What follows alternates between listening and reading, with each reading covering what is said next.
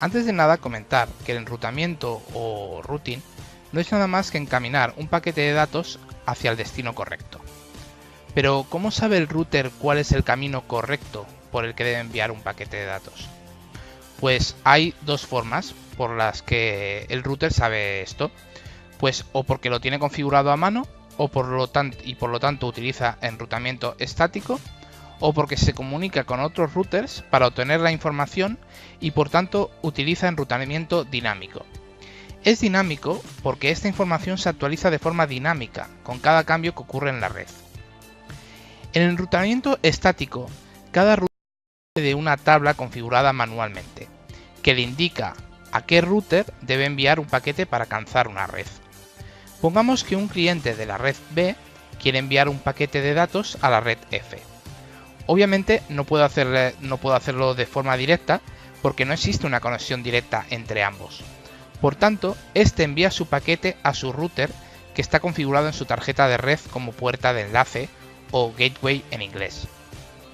El administrador del sistema ha configurado manualmente en la tabla de enrutamiento del router número 1 que para llegar a la red F, este debe enviar el paquete al router número 2. De la misma forma, el administrador del sistema habrá configurado también manualmente en la tabla de enrutamiento del router número 2 que para llegar a la red F, este debe enviar el paquete al router número 3. El router número 3 está conectado a la red F y por lo tanto le puede hacer llegar el paquete del cliente conectado a la red P al cliente conectado a la red F. El enrutamiento estático presenta el gran inconveniente de que por si por ejemplo cambiamos cualquier router en nuestra red, deberemos configurarlo de nuevo. Asimismo, si conectamos este a una nueva red, debemos configurar todos los demás de la red manualmente para que sepan cómo alcanzarla.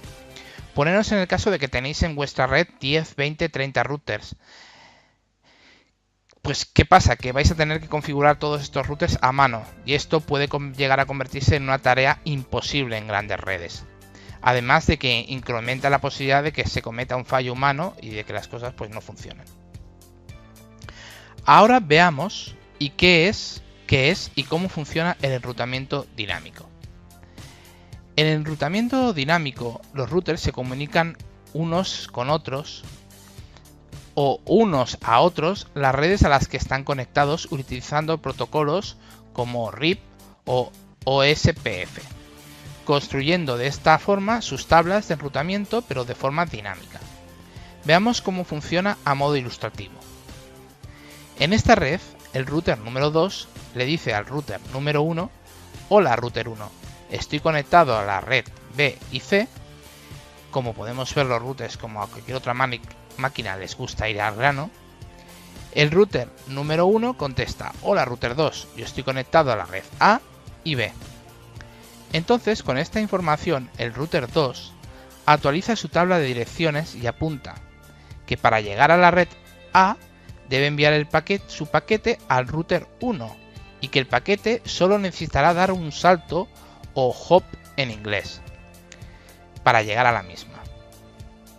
El router número 1 hace lo propio y apunta en su tabla de direcciones que para llegar a la red C debe enviar el paquete al router 2 y que el paquete solo dará un salto.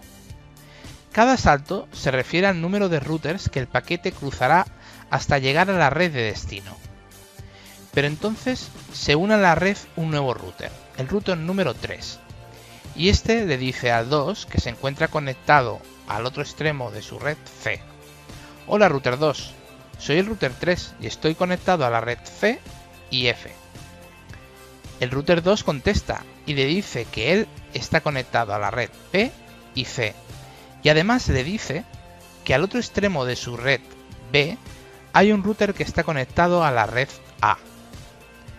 Entonces actualiza su tabla de direcciones y apunta que para llegar a la red F debe enviar el paquete al router número 3 y que éste necesitará dar solo un salto para llegar.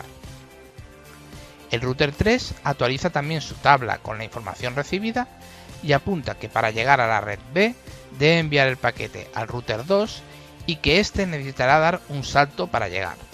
Pero también apunta que para llegar a la red A también debe enviar el paquete al router 2, pero en este caso el paquete deberá dar 2 saltos para llegar porque el router 2 lo enviará al 1. Ahora el router 2 informa al router 1 de que en el otro extremo de su red C hay un router conectado a la red F.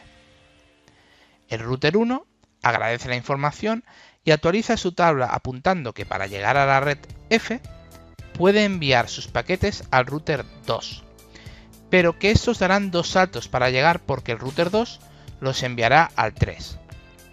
En este momento todos los routers de la red saben cómo alcanzar las demás redes de la red. La información se ha actualizado dinámicamente. Ahora vamos a ver los dos algoritmos más conocidos de enrutamiento dinámico. Tenemos RIP, que usa un algoritmo de vector distancia, o sea, una tabla de enrutamiento. Es fácil de configurar, pero el problema que tiene es que no funciona bien en grandes redes, no escala demasiado bien. Y luego también tenemos el protocolo OSPF, que usa un algoritmo de estado de conexión, lo que significa es que tiene apuntado el estado de la conexión de cada nodo o router en la red, con lo que si uno cae es capaz de calcular automáticamente y eficientemente otro camino para llegar a la red de destino. Es más difícil de configurar, pero al contrario de que RIP trabaja de manera eficiente en grandes redes y es escalable.